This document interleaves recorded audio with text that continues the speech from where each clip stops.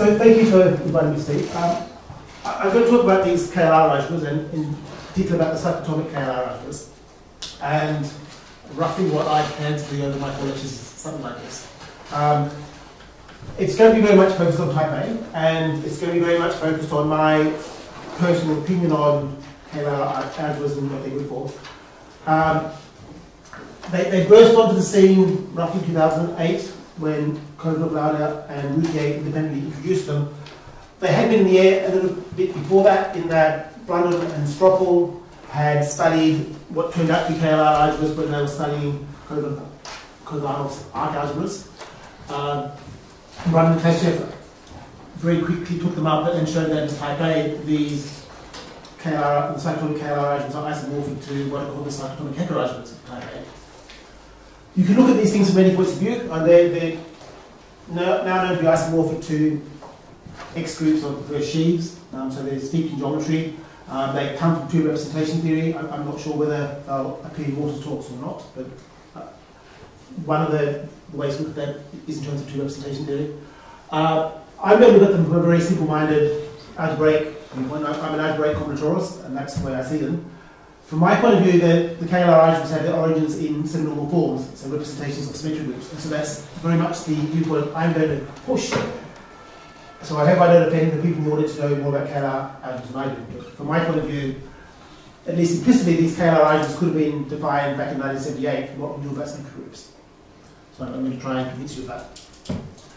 So this point of view at the moment in literature really only works in type A, but in my last talk, that goes where I'm intending, I'll show how these ideas also work in other types, or at least in type C. So let me start with a fairly general setup. I want to have a generalized Cartan matrix. I is mostly going to be finite, but I also want to include the Cartan matrix for Q Z. So a generalized Cartan matrix, we probably also I want to be symmetrizable. So the diagonal entry should be 2. The off-diagonal entries should be 0 only if the corresponding. The ij can be 0 precisely when the non-zero precisely when j will be 0. And then I want that this matrix C doesn't have to be symmetrizable or symmetric, but there's a diagonal matrix D such that D times C is a symmetric matrix where D has non-negative or positive entries on the diagonal. So that's what I'm going to be my generalized Cartan matrix. If you have such a thing, I want to also assume it's indecomposable, just to make life a bit easier, so we can't break it up into smaller matrices in a non-trivial way. Given such a symmetrizable Cartan matrix, I can write in Cartan datum. So I've got a weight lattice P, fundamental weights as the basis, so I've got a dual weight lattice, I've got simple roots, I've got simple co-roots, and most importantly, there's a pairing between the co-roots and simple roots given by the Cartan matrix, and the co-roots are dual under this pairing to the fundamental weights.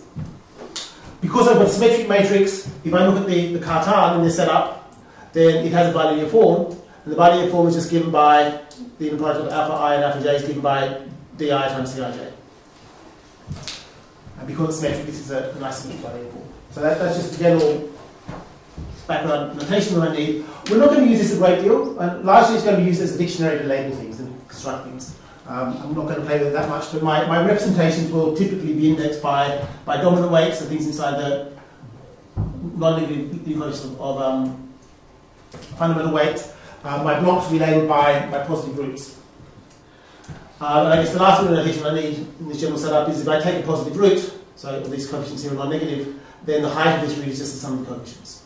So that's just general background notation which we'll use in various guises and places. Okay, examples. I wrote down the Cartan matrix. It's the first two that I got fed up with that because they look pretty disgusting. But primarily, I want to think in terms of quivers. So I've written down a couple quivers, only 4 quivers here, 5 quivers. I've chosen a particular orientation. The orientation doesn't have to be the orientation I've written down, so it could be a different orientation. But typically, I'm going to work with these quivers, and attached to each one of these quivers, I'll give you a KLR algebra. And the orientation can change, it doesn't have to be what I've written down.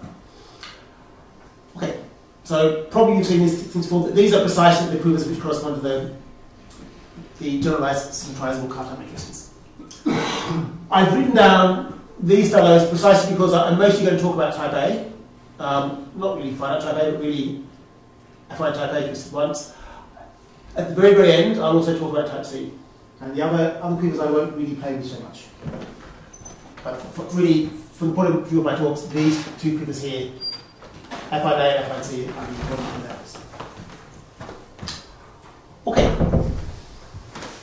These KLR algebras are graded, so let me quickly just remind what I mean by graded representation really. So graded for me will always be Z graded. So I'm only going to talk about Z graded objects. A typical, or the prototype of graded algebra is just a polynomial ring in one variable, or I grade by degree. That's a non-negative grading, or positive grading. The gradings we're going to work with obviously Z graded. By graded module, I simply mean a module which has a decomposition as a vector space if I'm working over a field, or as an R module if I'm working over ring R, where the subelements are indexed by Z. The elements of M sub D I'm going to call homogeneous of degree D, and I'll write the degree of M is D, is inside there. So in particular, maybe one special case I want to think of is the zero vector. It lives in all these spaces, so it doesn't have a degree. If you like, the degree is infinity. The graded dimension of a module, I simply just add up the dimension of each of the graded components, and I take that to be the coefficient of Q for D. And if I set my Q equal to 1, so Q is just a formal variable here, then I'll recover the dimension. Of course, I haven't got enough assumptions on the slide, and really, for this to make sense, for this to be a direct polynomial with non-linear coefficients, I really should be assuming that my module has only finite many non-zero subspaces. That will almost always be the case, but I guess in general we'll assume that the modules M's that appear are always bound below. So there's always some digit K such that MD is 0 for D less than K. So if I had such a module where there were infinite many modules here, then I'd get a rational function in Q here in this case. But generally, I will work with honest finite dimensional modules, and so this will be an honest polynomial. One of the nice things about working with graded category is I can easily construct new modules. So I take one module M and I take some integer, positive or negative, then I can let QS be the module which is exactly the same module, except I just shift the gradient, and you shift it up by S. So this is a new module because the graded dimension changes. The graded dimension will become just Q to the S times the original graded dimension. So as a graded module it's different, but to all intents and purposes it's the same beast, just with the gradient shifted. So more generally, if I take a direct polynomial with non-negative coefficients, then I can talk about FQ of M as being the module I get by taking all these shifted modules, taking as many copies as I need to get this polynomial to work, and then adding them all up. So I'll sometimes use this notation, and it's suggestive in the sense that if I look at the graded dimension of FQ of M, this is just simply going to be the polynomial FQ times the dimension of M. So let me just emphasize that it's a trivial point, but I need to have non-negative coefficients for this to work, because I obviously can't take direct sums of, say, minus 4 modules. An algebra is graded if I think about it as a module, it's a graded module, and then the multiplication should be compatible with the grading. So if I take things of degree, homogeneous degree K, plus things of degree L, and I multiply them, I'll get something of degree K plus L. So in particular, if I think about an algebra with a 1, then 1 has to be degree 0 for this. And then a graded A module is simply a module, which is a graded module, and the action of the algebra is compatible with the grading again. So really I should say that M should be a module which is an A module, so the action of A, and then it's graded and the action is like this. But I will always work with graded modules, and so we'll always assume that our action is compatible with the grading as well. Finally, if I look at homogeneous maps, if I've got two graded modules M and N, I can look at maps between them, and I can say this map is homogeneous if F just changes the degree of elements by some fixed amount. So here I'm saying that this has degree D. If when I look at the degree of the image, it's just D plus the degree of my sample. It's a very easy exercise to see that if I look at all homomorphisms, then they break up into a direct sum of these homogeneous ones. But I'm always going to work in graded categories, so for me, my right-hand hom will always be graded hom, and sometimes I need to fix degrees, so I'll do this. And I've used this implicitly already. Isomorphisms in my graded category are always in degree 0. So, in particular, because here there's an obvious isomorphism from QS M to M, well, it's the same vector space, I can use M to M. It's not going to be a graded isomorphism though, because my degree has to change by F in this case. So, well, anyway. So, when I shift my gradient, I'll get a module which is not isomorphic when I start. So I want my isomorphism is always in degree 0. So this shift operation gives me a non-isomorphic module. Okay, so that's all the background notation I need. I can now almost define these Quiver Hecke algebras. So almost I first want to have one more notation. So I'm going to do this in great generality. And this generality I'll need towards the end of the talk, but at the end of my lecture series, but I won't need it today really. I want to start with a positively graded community degree. So by positively graded, what I really mean is not negatively graded, so there's nothing negative 3. Everything's in degree 0, degree 1, degree 2, and so on. And then I want to fix polynomials, Qij, which are polynomials over this ring, indeterminates U and V, and they should be, well, they satisfy the distribution properties. If I look at the ith entry and the jth entry, I swap the U and the V, they should be equal. And then the form of these polynomials is that they should add up to a sum of things like this. And this is a bit of a mouthful. So this coefficient Qib lives inside this degree of the ring. But if you look at this, if you unpack it all, this is really just notation. What this is really saying is that this thing here is homogeneous if I put the U in degree 2 di and the V in degree 2 di. One of these should be j. So I guess this should be in degree 2 dj. So the degrees are coming really from this diagonal matrix D that symmetrizes my Cartan matrix. Okay, and then I also want to define something like a divided difference operator for these 3 variable polynomials, simply to be 0 if I and k are different, and if they're equal, then I simply take the difference of these 2 polynomials. And the assumptions that I've got in place tell you that this thing here actually is a polynomial rather than a rational function. It looks like a rational function, but when you work it out, it in fact has to be a polynomial. So this is a very general setup. In practice though, I've got a Quiver floating around in the background, and the sort of polynomials that I get look exactly like this. So if I've got edges going from I to j and back again, so that this will be, in the case of this Quiver for A2, then I'm going to take this polynomial. If I've got a double strand, then I'll take something like this.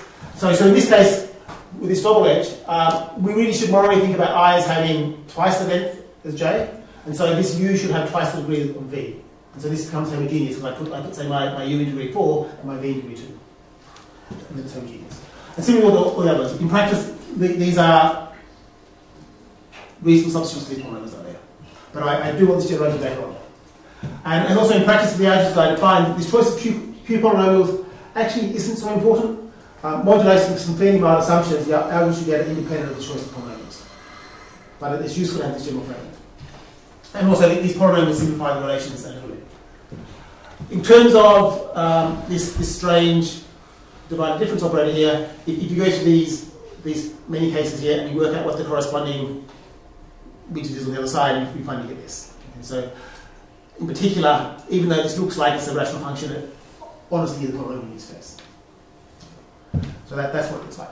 So these polynomials and also these divided difference operators appear in relations on the next slide. So look at them now, appreciate them, love them, and we'll move on. What's K? K? Where's my K? This K here? No, the ring.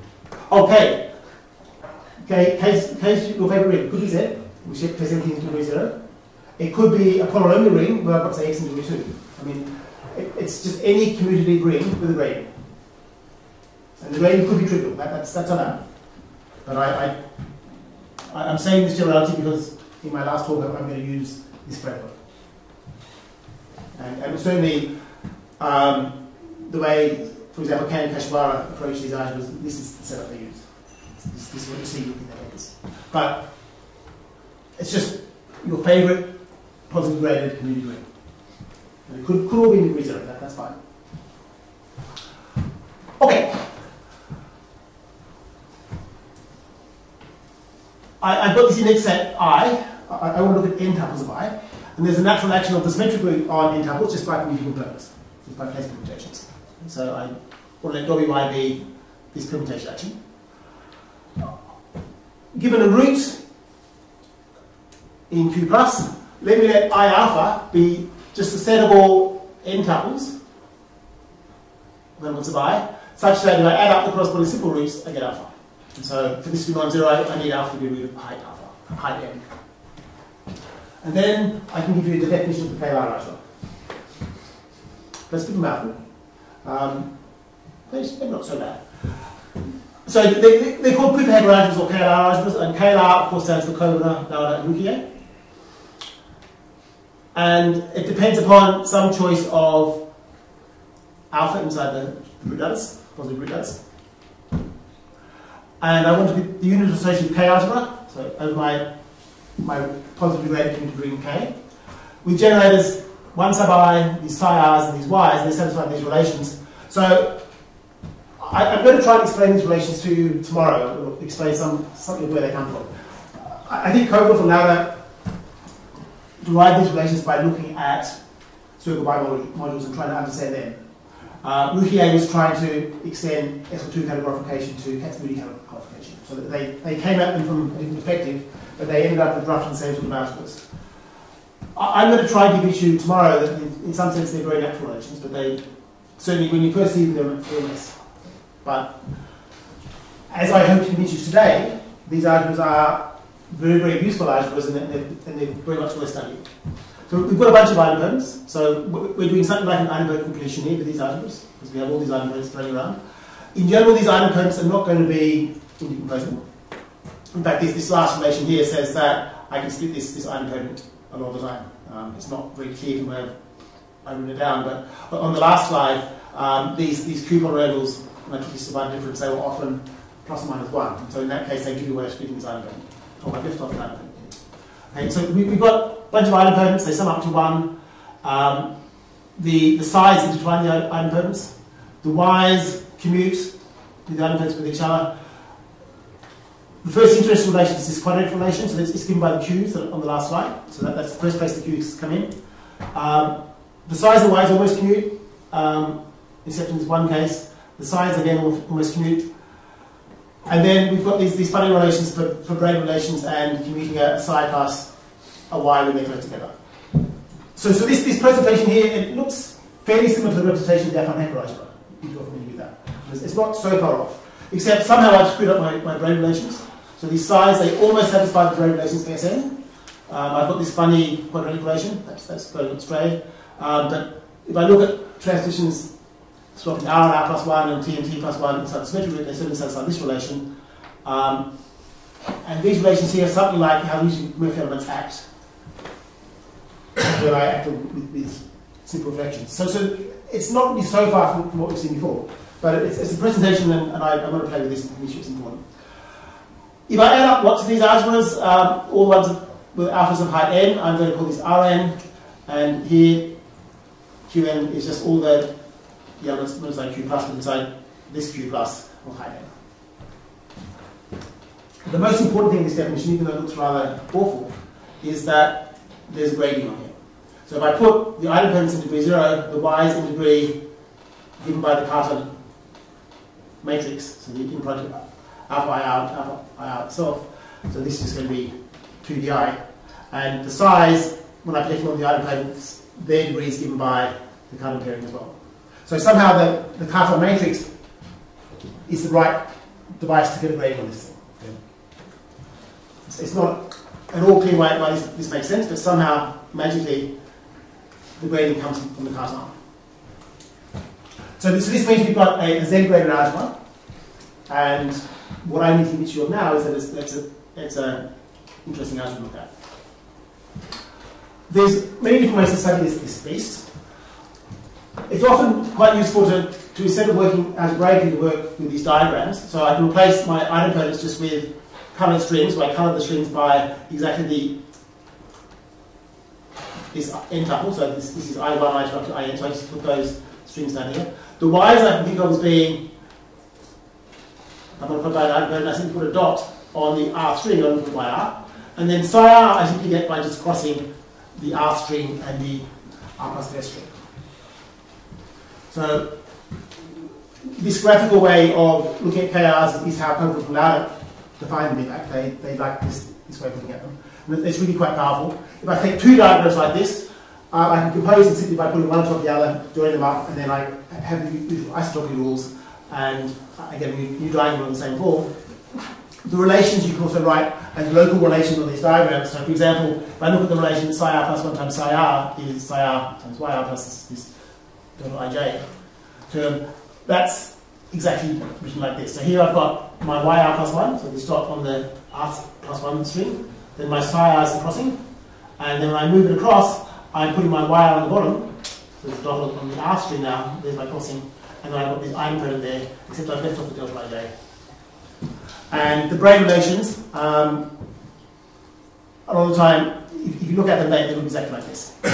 So if I want to move a string through a crossing, I can do that, but I get an error to it sometimes. So we get all these local relations, and this gives us a nice way of graphically working with the algebras. Okay. Let me give you a standard set of the algebras. So if I take a permutation, I can write it as a product of simple transitions. If I take heavy minimal, I'm going to call this a reduced expression. Given such a reduced expression, let me define psi of w to just be the product of the corresponding sides. So because the braid relations don't hold inside this algebra, this element psi w depends upon my choice of reduced expression. When I change to a different reduced expression, I'll get a different element in general. And there are classes of permutations where it doesn't matter, but in general, you'll get honestly different elements. But let's just fix once and for all the choice of reduced expression for every element of the symmetric group. And then for this fixed choice, it's very easy to see that this KLR algebra is spanned by the following sets of elements. So I take arbitrary powers or arbitrary monomials in y up to yn. So here there is exponents of non-negative integers. Then I take a side W, then I take an arbitrary. So if I change my reduced expression here, I'll get a different basis, but nonetheless it will be a basis. And the proof is actually trivial. You can do it algebraically, but if you do it in terms of diagrams, it's actually completely stupid. In that, what does an arbitrary of this diagram look like? It's just going to be one of these diagrams where I've got n strands going down. They can be tangled up in all sorts of horrible ways. I have lots of dots all over the place. And then, what do my relations say? The relations tell you how to move strands around and move dots around on these strings. So if you use the relations, you should push all the dots to the top of the diagram. So when you do that, sometimes they'll break strings apart. That's okay, I'll get another diagram like that, I'll get a sum of diagrams. But nonetheless, what I'll get is a whole bunch of diagrams that have all my dots at the top of the strings. Dots at the top of my strings are exactly these y1 to k1, y2 to k2, and so on. And so they're my dots of the strings, and I've got some random mess of permutations. Okay, in general that won't be a reduced expression, but you can comb this out into a nice way so it becomes a reduced expression. This might introduce more dots, but again, you just push the dots up and so on. And then eventually you get down to a nice permutation at the bottom, and so that gives you a standard set. Okay, so the diagrammatic proof is fairly easy to see. The algebraic proof, it's not hard, but it's slightly messy to write out perhaps.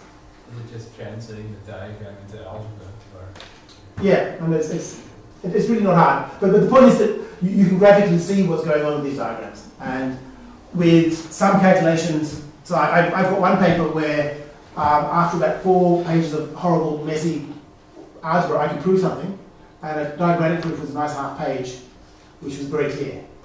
So in that case, yes, you could translate back to the algebra, but it's 4 pages of muck.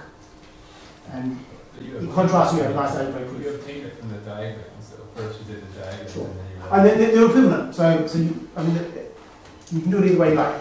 But I find certainly the diagrams are sometimes much easier. And what I'm going to do in the last lectures, I can't do that right, actually.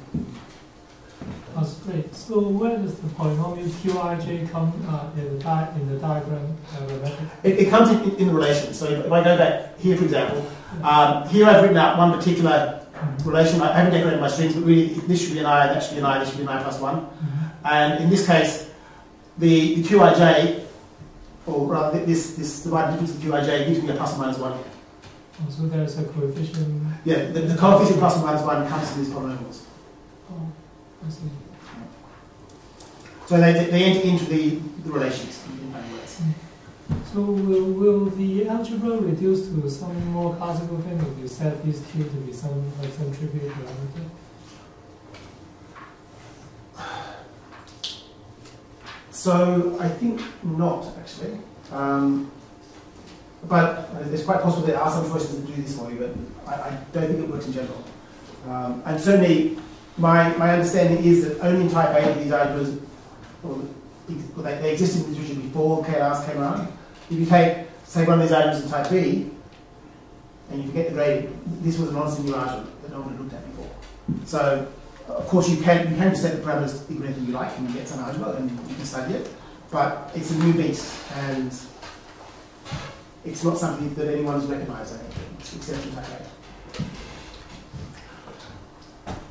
Okay, so we've got a nice data set now. So let me look at a special case. So it's always good to try and understand a special case of complicated definitions. So let me take alpha just to be n times alpha I for some fixed choice of I. So my set I alpha, we have to look at all roots such as alpha I1 plus alpha I2 so on up to alpha. So the only choice for I alpha is just this n tuple where all the parts are I. So in this case, when I look at my relations, and I look at the choice of Q's, well, I guess I have six choice of Q's here.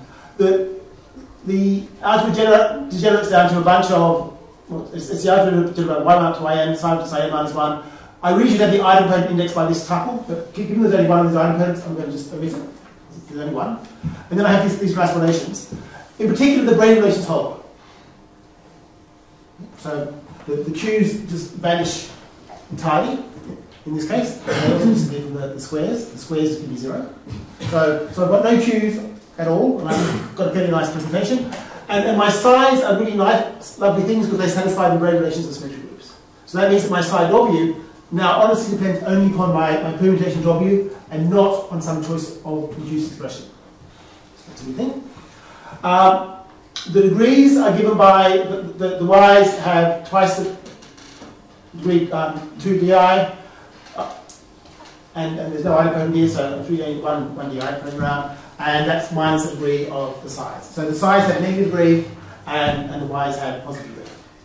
And it's always just twice times di. If I look at the size, they're actually an algebra which is well known and much loved. This is the so-called Mill Hecke algebra. So they satisfy these. I thought I did one line, I haven't quite. So they have these nice relations here. So they square to be 0, that's why it's the Mill Hecke algebra. They satisfy brain relations of length 2 and of length 3. Okay. So we understand the Mill Hecke algebra. Let me tell you what it looks like if you haven't seen it before. So the Mill Hecke algebra acts on the polynomial ring. So I'm taking underline x to be x1 up to xn for some indeterminates. I want yt to act as multiplication by xt, and I want psi t to act as a difference operator or a divisor operator. So if it acts on a polynomial f, it's simply going to swap xr and xr plus 1, subtract that off f, and then divide by xr minus xr plus 1. Okay, so there's nice action. If you want a nice exercise, you can simply check that with these operators, this partial r squared is 0, they satisfy brain relations in length 3, and they commute invariantly far enough apart. It's a fun thing to do. Because these things satisfy the brain relations of the symmetric group, I can write down a partial operator. Just as up here, my solid W depends only on W. My partial W here depends only upon W, not the choice of use expression.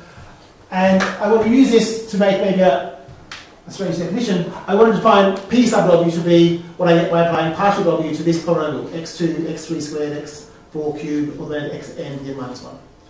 So I call this the Schubert polynomial in brackets because, well, it is a Schubert polynomial, but my labeling is different. So to get the standard label Schubert polynomials, I guess I should have a W Norton here.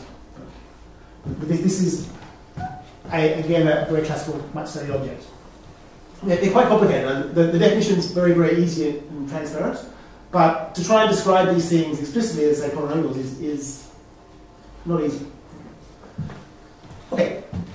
So I want to try and convince you something nice is going on here. So let me let Sym be the ring of symmetric functions. So the invariant polynomials under the action of Sn.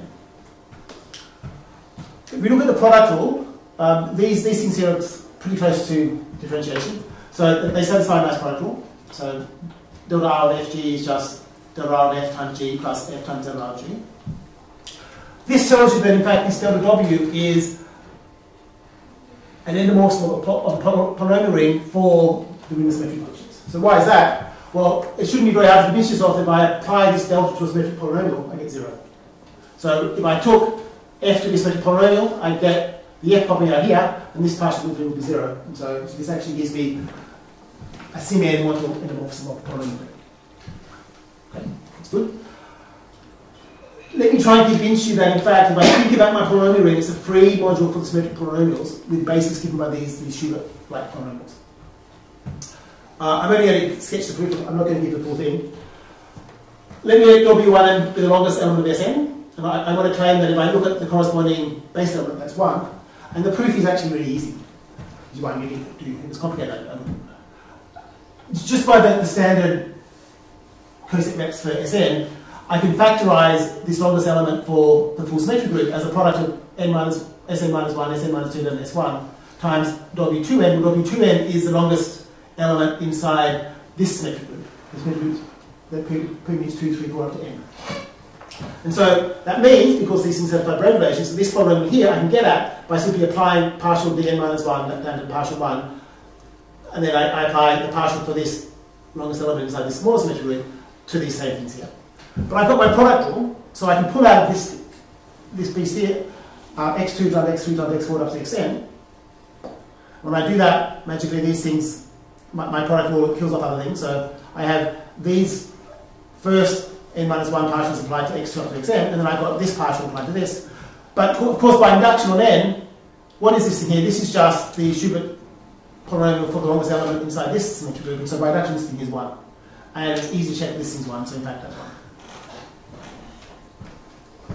Okay, so I've left a few exercises, but that's roughly the proof.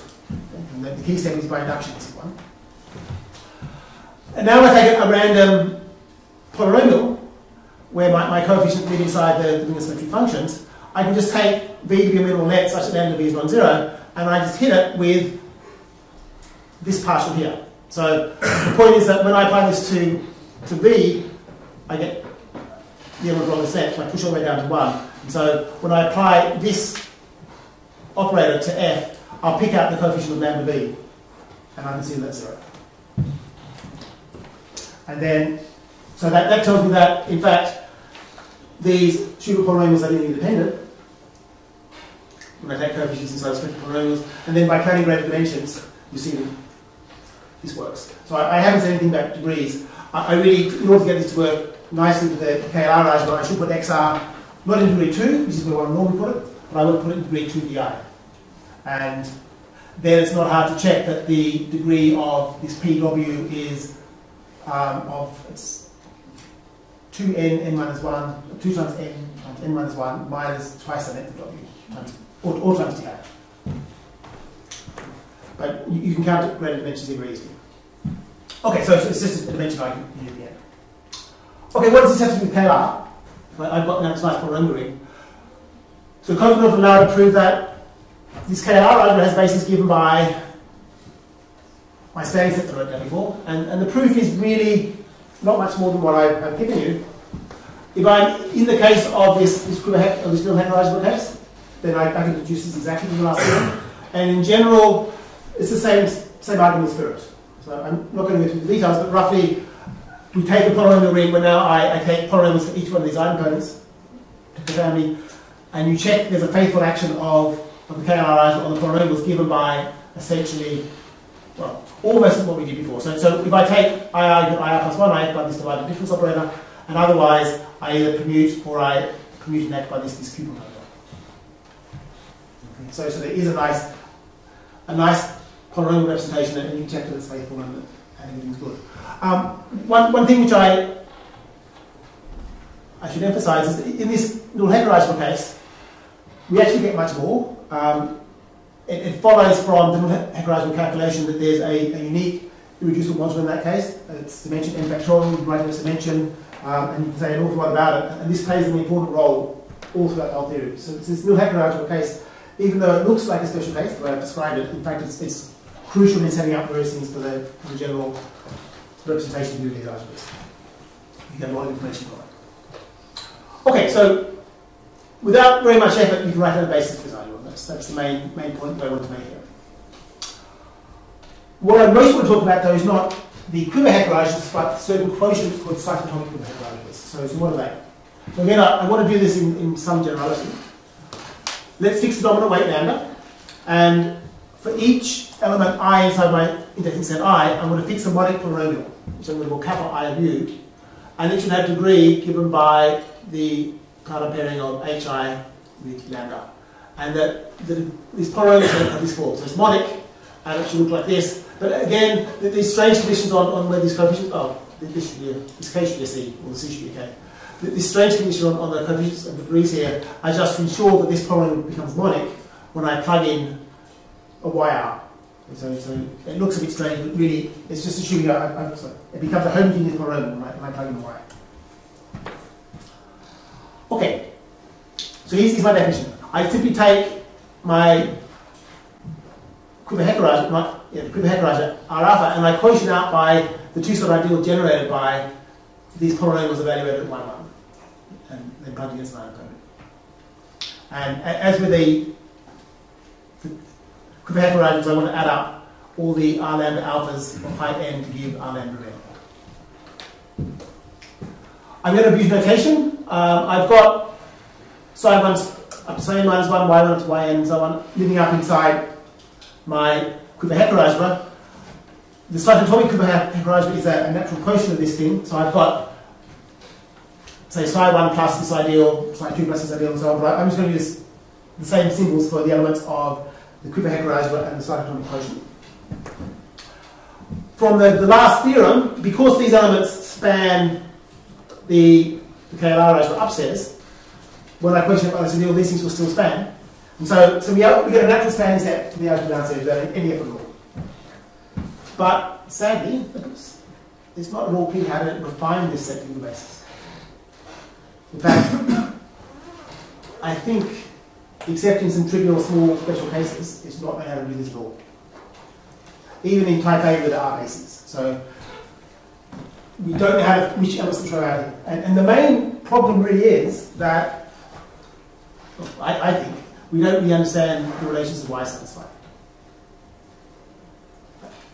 We have a full presentation for the algebra because if I took the subalgebra generated by the Y's and say the idempotents, this is a very nice subalgebra in some ways, we don't know what its relations are. And so we have no idea which of these polynomials we should throw out. And it frequently happens, for example, that say yk is equal to yk plus 1. But we don't have a good idea when this happens either. So these Y's are actually very mysterious. So if you put your dots in the right place in the diagrams, you can have an explicit basis of the cyclotomic quotient. So we know that there's got to be some subset that's a basis, but no one else has got it down. I can do it. I can discuss it after. You can? Yeah. Okay, I'd be interested in seeing this. Because this is doing something I don't know. Okay. Okay, so let me first finish with this thing is finitely generated as a Canonical.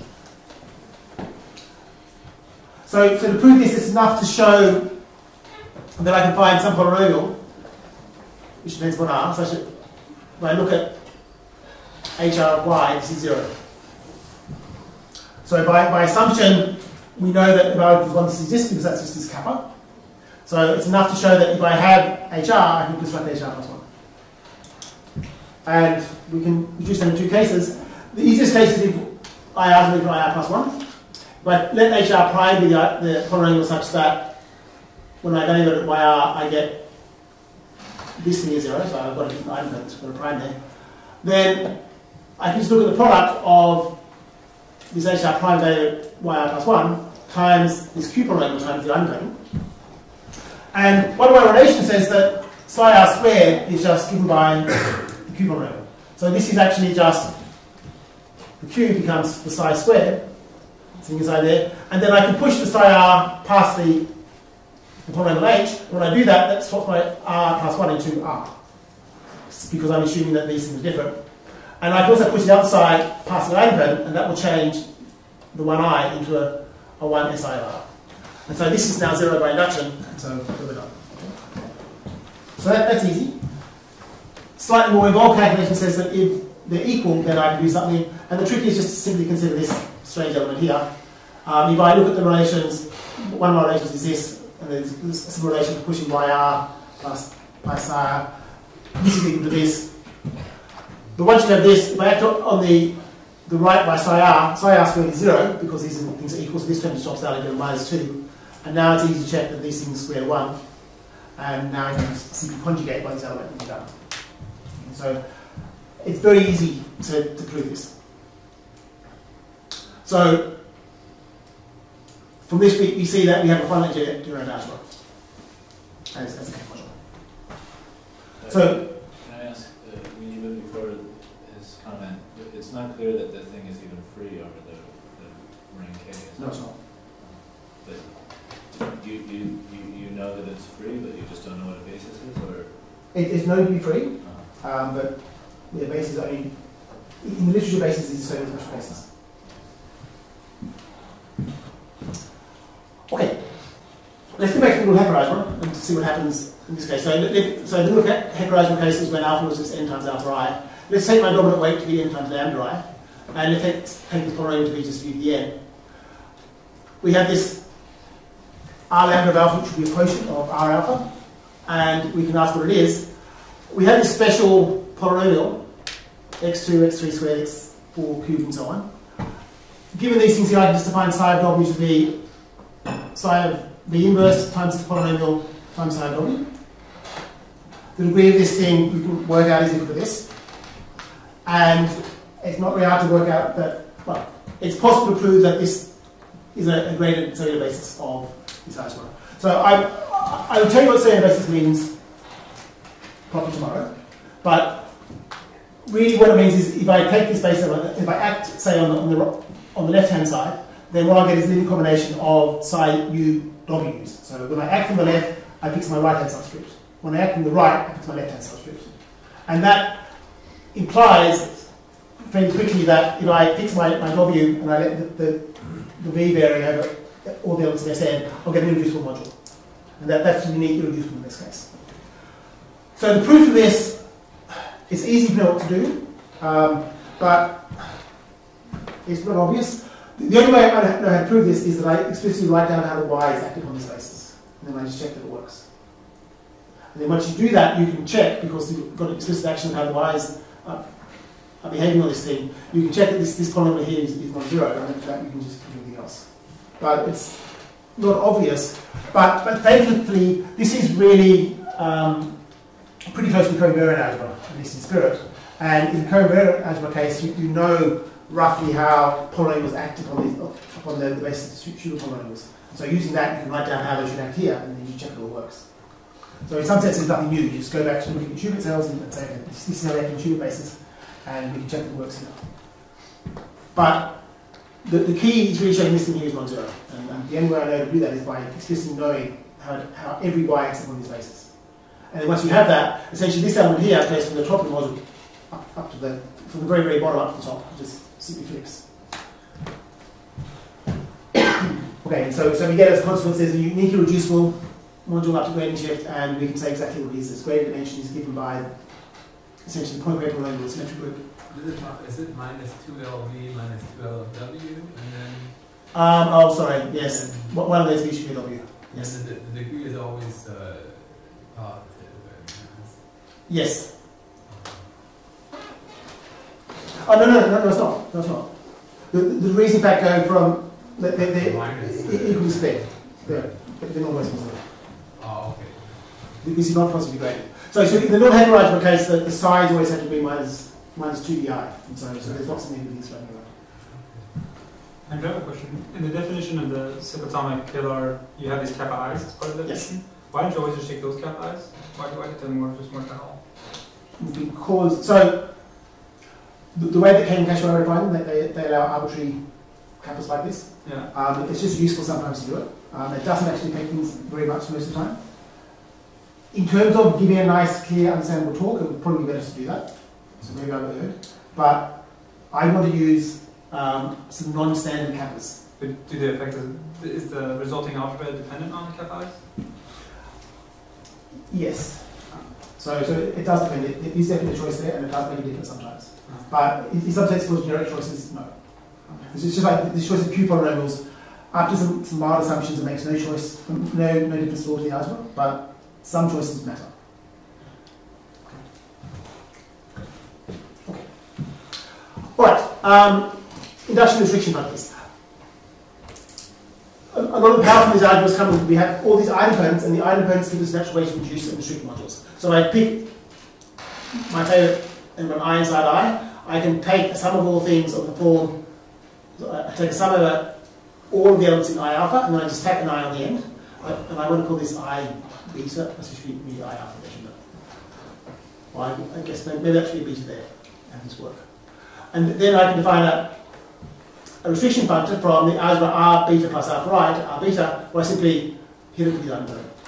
And I can induce as well in the same way, just by tensoring over R beta with this algebra. Quiver Hecke and Rouquier checked that these things are adjoint pairs, and in some sense the proof isn't difficult because there's a bi-module you can write down which does this. So there are more general induction functions you can write down where you go from say R alpha tensor R beta and go up. And this corresponds to putting these diagrams next to each other. And then there's this nice Mackey type formula or shuffle lemma that tells you exactly how to combine these things. It's essentially by mixing out these diagrams in all possible ways. And this is roughly how you should prove these adjoint pairs. So it's actually not a hard theorem to prove these adjoint. We can do the same thing downstairs with the Cyclotomic KLR algebras, just exactly the same definitions. And now Kleshchev and Rouquier have shown that in this case these functions are an adjoint pair. This is by far means not obvious. So this is a hard theorem. But nonetheless it's true. And let me also state this here. It's already come up really. So K and Kleshchev have a paper where they prove the result I'm going to talk about in a while. Part of the results are where they proved that these FI lambdas were exact functors.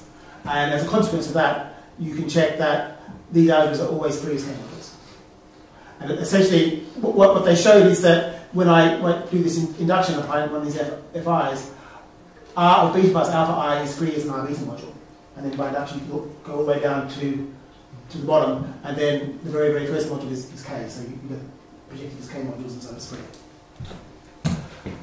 So we have this general result. I've got Lee in here as well. So Lee was my student. He looked at just type A. K and Kleshchev don't cover the case of Quiver Z, because they always assume I is finite. But Lee does. So you need Lee for that one case. Okay, so we have this nice fact that these are always free. I need greater groups. So let me let A be the ring of rep polynomials over Z, where Q is an indeterminate. I want to take rep of R lambda to be the greater group of finitely generated graded R lambda modules. So let me emphasize the graded. Modulation of exact sequences. So probably you've all seen greater groups before, but let me emphasize what I want to think about these as not being free Z modules, but free Z QQ inverse modules, because I've also got a gradient shift function floating around, so I can think about the polynomial Q as simply acting as a gradient shift functor. So there's one more relation. So these are honestly polynomial, they're free A modules, but A is a red polynomial ring. And then we want to show exact sequences in the usual way. Similarly, I want to take the split Grothendieck group, or the Grothendieck group of finitely generated projective modules, where now we just work modulate direct sums, but that doesn't do very much. Okay. These functors, E lambda I and F lambda I, they induce automorphisms of the direct sum of these Grothendieck groups. So I've got to add all of them because, of course, EI will go from R lambda n to R lambda n minus 1, and the FI will go to R lambda n plus 1. But if I add them all up, I'll actually get linear maps on these Grothendieck groups.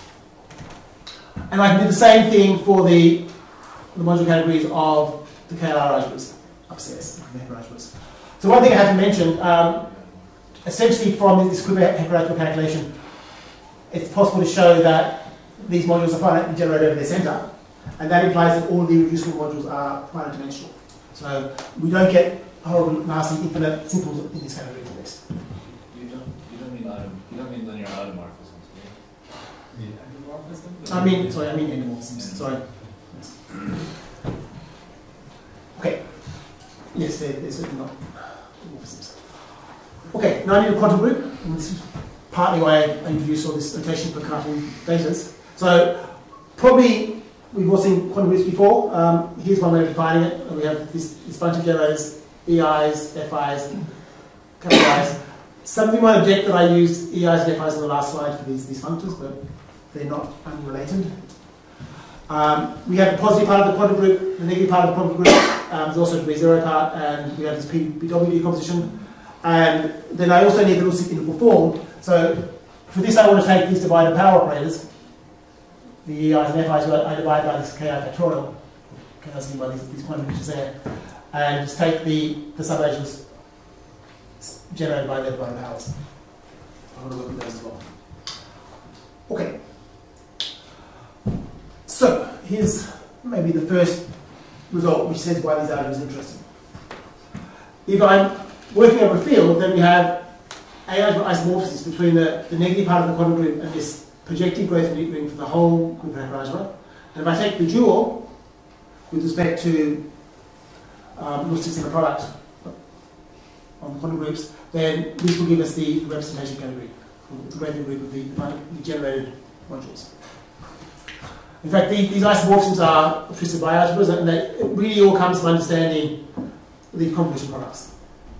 Okay. So, in a fairly natural way, these KLR algebras categorify the positive and negative parts of the quantum group. Okay. So this theorem is not particularly hard to prove. It's not completely obvious, and of course there's stronger versions where you prove two category versions on it, but it's not a particularly deep theorem. The next theorem I want to write down is quite difficult. In the last theorem, could you say again what is this on the right? The dual with respect to what? So you have this in a product that you'll seek to find, and so you just take the dual with respect to that in the product.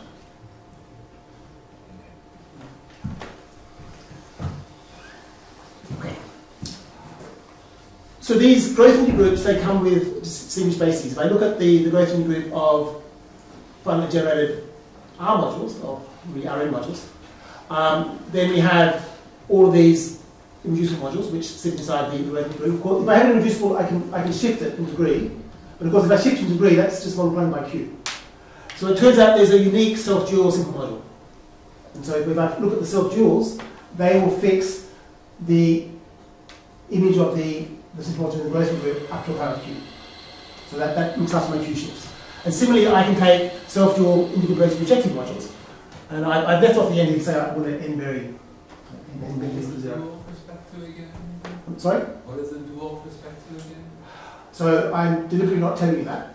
So in both cases, in fact, there are two natural dualities of these categories, and the dual in the two cases is actually different. So I'm not going to tell you what they are today, but I will tell you on Thursday. Okay? So let me defer that question to later. And I'll also give more details about how to find this in copy then. But yeah, there are different dualities in both cases. They're not the same one. And they're closely related, but they're different dualities in both cases. So when I say self-dual as a reducible module and self-dual as projective, different duality. We should think about the definition of Cartan loosely called. Yeah, well, it exactly comes. It comes down to this, as we'll see in a second. So on the quantum group side, we also have natural bases for UQ minors. There's a natural canonical basis for this and a dual canonical basis for the dual. If we want to talk in Kleshchev language, we have the upper and lower global bases for these negative parts of the quantum group in the dual. And then we have this rather deep theorem. If we're working in characteristic 0, and I've got a symmetric Cartan matrix, so all these DIs are 1, then the canonical basis of U minors corresponds with the basis of self-dual projective incompressible modules, and the dual canonical basis coincides with the basis of self-dual irreducible modules. So in characteristic 0, these distinguished bases match up. So I haven't defined this in for you properly, so in some ways, if you haven't seen this stuff before, this will make no sense to you at all. But I will define it properly for you in the special case of type A on Thursday, And there I'll go into lots of detail. But for now, the take-home message simply is there are distinguished bases on the side of the Quiver Hecke algebras, and there are some distinguished bases on the side of the Honda groups, and these things magically coincide. So the details of what these bases look like and how you find them and so on, I will hopefully explain to you on Thursday, but I won't explain it to you now. So I'll ask you to bear with me on that point. What about the cyclotomic case? So for each dominant weight lambda, there's a unique irreducible integral highest weight module L lambda for the quantum group. If I take a highest weight vector inside there, I can look at the A lattice generated by acting by UA on this module. Then I could take UA plus, I think, and I can also take the dual this way. So the dual I'm going to define by just taking the whole dual like this.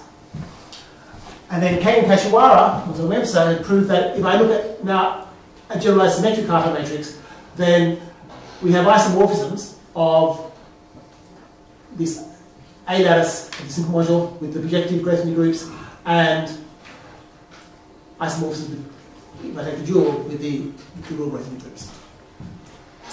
So this thing, I think it's actually not so hard, but it's reasonably involved, and it involves knowing quite a lot about how induction and restriction factors work. Before this was proved, Lauda and Vasserot proved a slightly weaker statement, which almost implied this. They proved that if you look at, essentially, you reduce and take sockles and restrict and take sockles, this will give you the structure of a crystal for these simple modules, for the lambdas. So that gave a lot of evidence this was true, and Quiver and Lauda projected this was true in their original paper. The nice thing about what Lauda and Vasserot did is they principally give you a way of constructing the simple modules. You can just start with the modular R lambda of 1. These simple modules are easy to describe, and then you just reduce and take sockles, and then you get all the modules this way. Are we missing checks above the theorem? So LA of lambda check is the sum of LA of lambda U check, or above the theorem? This check there? No, so I wanted to divide L. Yeah, so there should be a check here, yes. And there should be a check there. Yeah, there should be checks there and there. So I was trying to say how to define the dual version from the non-dual version. Yeah, so sorry, there should be a check here and a check there. Okay, so we have this nice way of categorifying the integral highest weight modules. And so this says that if I take an arbitrary integral highest weight module for a Categorification algebra, then it's categorified by the corresponding Cyclotomic KLR algebras. So it's actually quite strong. As a corollary of the last two theorems, if we're working in coefficient 0, and I take a symmetric Cartesian matrix, then the canonical basis of L lambda coincides with the projective indecomposable R lambda modules, and the dual canonical basis coincides with the self-dual irreducible modules. And this just follows because canonical bases have nice properties. If you take the canonical basis of U cubed minus and then push this down to multiply it against the highest weight vector, that will give you the canonical basis of the integral highest weight module. And so you can just splice the two theorems together to get this is true. So for symmetric Cartesian matrices, canonical bases coincide with projective modules, and dual canonical bases coincide with simple modules. Let me just finish by saying this can't be true in the non-symmetrical case. And the non-symmetric case, yes. The non-symmetric case. Because there are known examples, lots of examples in fact, that show that if you look at the transition matrix between the canonical basis and the standard basis, you get polynomials with non-negative integer coefficients. And one nice property of the basis coming up here is the coefficients really always should be non-negative. So in the non-symmetric case, this theorem simply can't work. So it would be nice if it could, and I tried to prove parts, but in fact it's just wrong. Okay, so let me finish there, and I will try and explain the relations, at least in type A, for you tomorrow, or Wednesday. All right.